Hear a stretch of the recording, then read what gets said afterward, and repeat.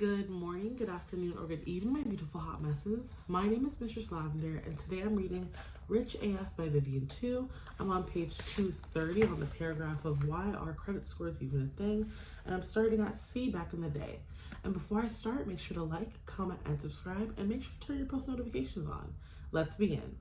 See, back in the day, when banks were small town affairs and everything was old-timey, lenders could rely on knowing who you were, knowing your family, and knowing that your barrel-making shop or whatever was doing pretty steady business and decide that you were loan worthy. But nowadays, lenders need something less based on village gossip and more based on facts. This means that the credit score itself is actually pretty modern. The first standardized credit scores came about in 1956, and the system we use today has only been in place since 1989. For all their issues, and we'll get to those, the number grades of modern credit scores solve that problem. Now you may ask, okay, so what are grades? But I don't remember taking a test. Was I supposed to be applying for something? Nope. Broadly speaking, everyone who has a social security number in the United States is eligible to have a credit score. There are three major credit bureaus in charge of credit scores: Equifax, Experian, and TransUnion, who do the collecting, analyzing, and providing lenders information about consumer credit. Whenever you first take on credit and are somehow associated with debts or loans, you'll start getting graded by these guys. Technically, credit score is a misnomer. And you have multiple credit scores, one from each credit bureau.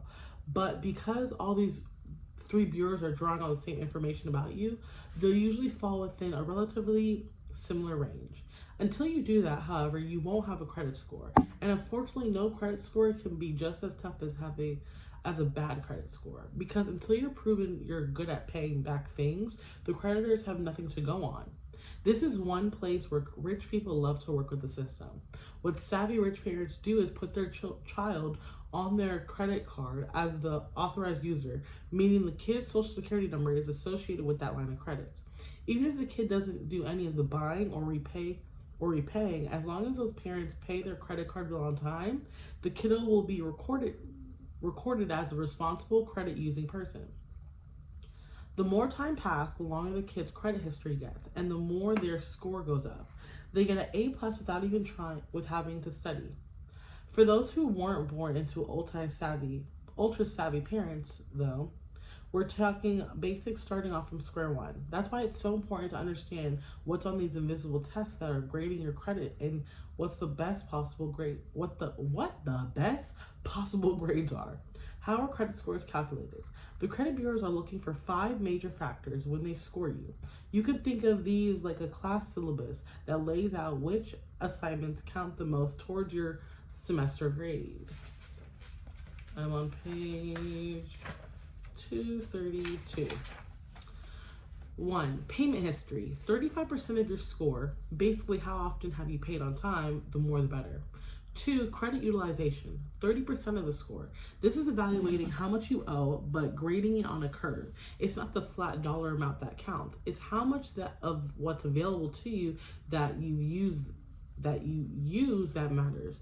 The percentage, in other words, which is your credit utilization. So if you have a credit card with a $10,000 limit and you owe $2,000 on it, your credit utilization is 20%. Length of credit card history, 15% of score. How long have you had your current lines of credit? The longer the history, the less riskier you're considered, because there's more data to show your payment history. Types of credit, 10% of score. There are different kinds of credit out there, and lenders like to know that you can handle every variety. This looks like a mix in between your installment, your mortgage or credit loan, revolving your credit card, and open credit. A charge card like the Amex, where you need to pay the full amount each month, and grades you on how well balanced the mix is. New credit, 10% of score. This grades you on how often you're applying for and opening new lines of credit. Frequently asking for more loans can be a red flag. Why does this B keep needing more money? She broke? This is also known as the number of recent credit inquiries or hard pulls on your credit score. What's a good credit score and what's my credit score? As for the actual A, B, C, D, E, and F breakdowns, the overall range of credit scores goes from 300 to 850. Unfortunately, unlike letter grades, the threshold to pass is a lot higher than just not getting an F. Even though 300 is the minimum, once you hit 500 or lower, you're much more likely to be refused point blank for any loans or credit to get the best terms about any money you need to borrow. You're going to want a score in the very good or excellent category, what constitutes good or good enough will vary from lender to lender. That said, the general breakdown is usually this: 800 to 850 excellent, 740 to 799 very good, 670 to 739 good, 580 to 669 fair, 300 to 597 poor. To check your score, you can go to annualcreditreport.com once per year for a free credit report, including the score as well as the detailed reporting that went into your scoring. That won't count as a hard inquiry. If you discover you're at the bottom of the class, don't freak out. Just like with school grades, you can make up work and do some extra credit assignments to bring up your grade. With time and some smart money moves, credit scores are very fixable. Also, I'm begging you, learn from my mistakes.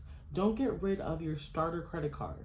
I don't care if it's the rinkiest, dinkiest card giving you negative 1 point every dollar you spend.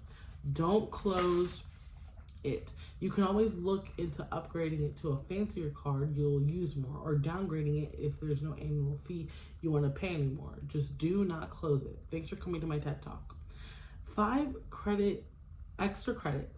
tips for acing your credit score. I'm going to stop there because I'm kind of in the mood to read longer, but at least I read today. So to me, I'm on page 234. I'm going to stop at extra credit, 5 tips for acing your credit score. And I'm going to start at make payments on time. But thank you so much for joining. Again, my name is Mistress Lavender. I'm reading Rich AF by Vivian 2, and I'll see you next episode. Bye.